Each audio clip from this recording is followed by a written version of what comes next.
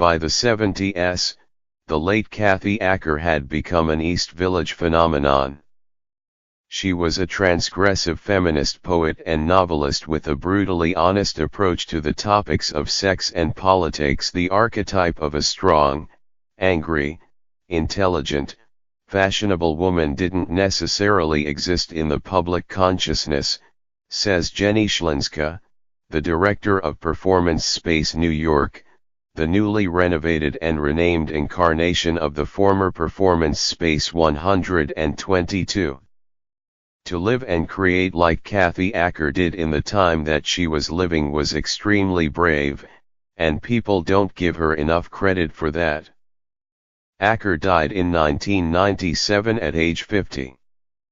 Now, Performance Space New York recasts a spotlight on her legacy in Kathy Acker, Who Wants to Be Human All the Time, a group exhibition Schlinska and the Norwegian artist Bjarne Melgaard co-curated as part of the Space's East Village series, a homage to its surrounding neighborhood. The title is a line from Blue Tape, a relatively unknown 1974 film of a 26-year-old Acker and the artist Alan Sondheim engaged in an experimental confessional on their mutual attraction. Highly pornographic, it's an hour of intercourse and discourse Schlinska describes as almost unwatchable. It's these two brainiacs having sex, she says. But what you feel is the disconnect between them, the power dynamics. It's remarkable how vulnerable it is. In the same vein of Acker's writing, the art that appears in dialogue with the video are works of self-exposure, close-ups of male and female genitalia rendered in rainbow pastels by the painter Celia Hempton, a letter to Acker by the artist and poet Diamond Stingily, acknowledging the fact that they would not have been friends, a sculpture made of the mattress that artist Sir Brandon Castro Serpis and an ex first had sex on.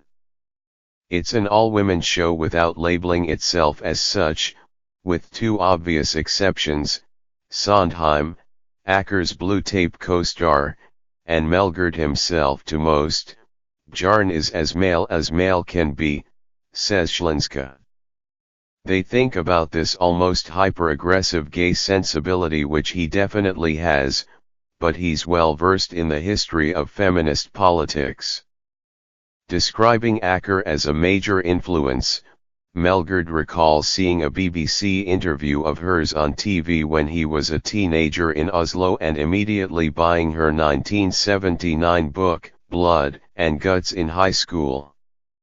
I thought that she was fascinating for her opinions and extreme sensibilities, the strength to be both soft and hard, and to be able to articulate complex problematics in a language that doesn't make anyone feel inadequate, says Melgaard.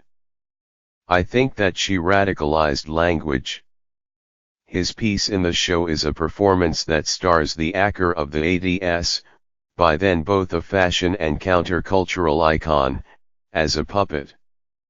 A leather-clad figure with shorn pink hair, Puppet Acker goes through a series of absurdist conversations and events with puppet renditions of Melgaard's mother, father, and sister plus lit incense, strobe lights, and a plastic shark reflecting her literary persona of erotic and existential contemplation. For viewers of the exhibition that were unfamiliar with Acker's work, my hope is that they will go and discover her writing, says Melgaard.